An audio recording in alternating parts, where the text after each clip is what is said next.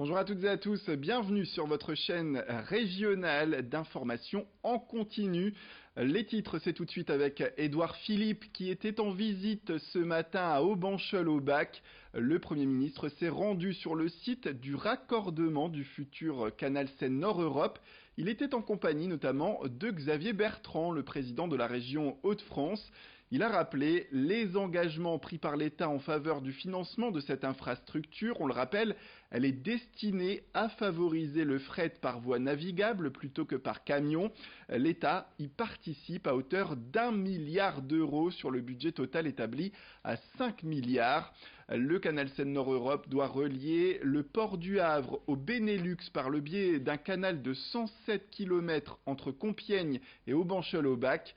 Une liaison qui nécessitera la construction de 6 écluses et de 4 plateformes multimodales.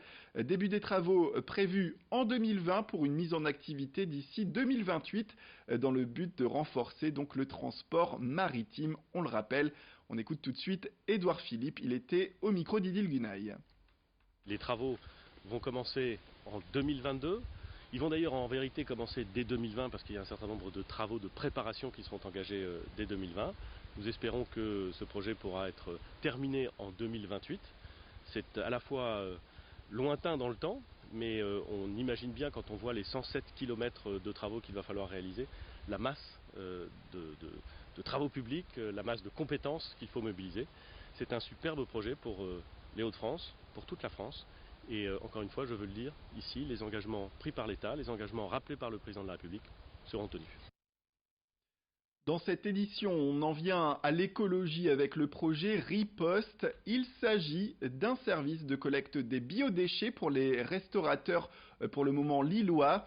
Un programme initié par Élodie Retombe, passionnée d'écologie, et Charles Muller.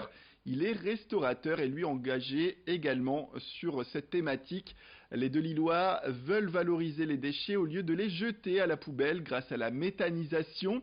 Un processus de collecte qui se veut aussi respectueux de l'environnement car il s'agira d'aller chercher par un triporteur électrique directement chez les restaurateurs qui seront dans le projet.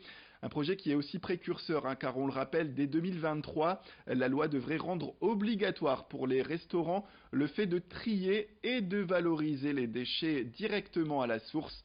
En attendant sa concrétisation, le projet Riposte promet déjà une collaboration avec un agriculteur du Nord et une dizaine de restaurateurs. Un projet qui veut se répandre partout à Lille et même plus loin dans la région et permettre l'embauche de salariés en insertion. Plus d'informations, c'est tout de suite.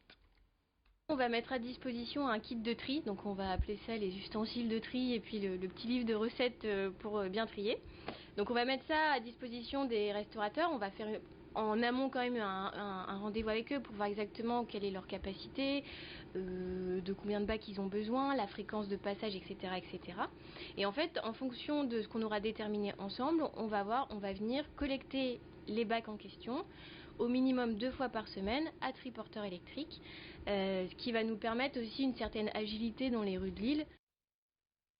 La capitale des Flandres, Lille, est touristique, il faut le dire, et après le Palais des Beaux-Arts, un nouvel éclairage illuminera la Grand Place et la place du Théâtre à Lille. Le but est de valoriser le patrimoine et d'attirer toujours plus de touristes, qu'ils soient de la région ou d'ailleurs. Des essais se sont déroulés en octobre avant une mise en service et cet embellissement comprendra aussi une réduction de consommation d'énergie. Il s'inscrit dans le cadre du plan Lumière de Lille dont les réalisations sont également visibles dans d'autres quartiers. Rémi Desremeaux revient sur ce phénomène. Depuis 4 ans, un plan de lumière voit la sublimation des quartiers de Lille. Ce plan a pour but la mise en valeur patrimoniale et la création d'ambiances lumineuses dans les quartiers de la ville. Les quartiers les plus symboliques sont donc concernés, comme par exemple les portes de Gand et de Roubaix, ou même le Palais Riour, qui ont déjà vu leur lumière modifiée. Dans le cadre du Palais Riour, ce fut en mars dernier. Aujourd'hui, les travaux se déroulent sur la place du Théâtre et sur la Grand Place. Ces lieux ne manquent d'ailleurs pas de joyaux architecturaux. La place du Général de Gaulle, la place du Théâtre, l'îlot central, tous bénéficieront de nouvelles illuminations.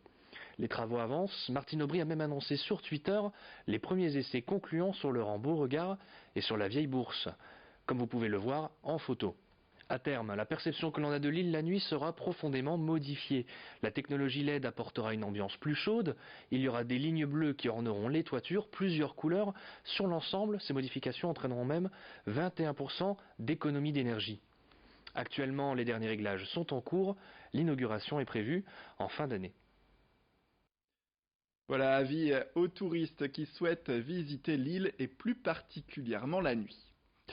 La fête d'Halloween arrive dans le magasin de décoration et d'articles de fête Fête Sensation à Neuville-en-Ferrain. L'ambiance est horrifique, vous le voyez sur ces images. Cette année, pas de Dracula, de citrouille ou de fantôme à l'honneur. La tendance de 2019, eh bien, ce sont les clowns, une mode que l'on doit au cinéma avec des films comme ça, l'épisode numéro 2 sorti dernièrement, ou encore le film Le Joker qui est à l'affiche. Pour se déguiser, ici, il y en a pour tous les goûts et surtout pour tous les budgets. Dans cette enseigne, le budget moyen pour un costume est d'une 30aine d'euros. Le maquillage peut aussi être une solution, sachez-le, pour ne pas trop dépenser si vous avez des fêtes d'Halloween qui vont arriver. Beaucoup misent sur seulement quelques accessoires, un joli maquillage et du faux sang pour un costume réussi. Le sang qui reste bien sûr très important.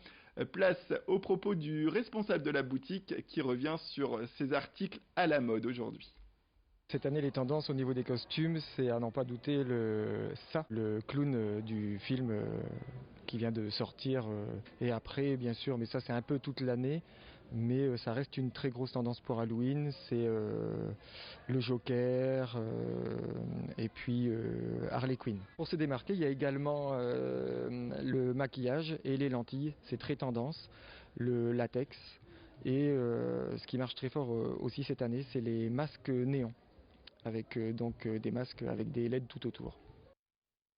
Voilà, vous avez toutes les infos pour faire peur durant le soir d'Halloween. C'est la fin de cette édition. Merci à toutes et à tous de nous avoir suivis. Restez avec nous, l'information continue avec vos prévisions météo qui arrivent tout de suite après le jingle.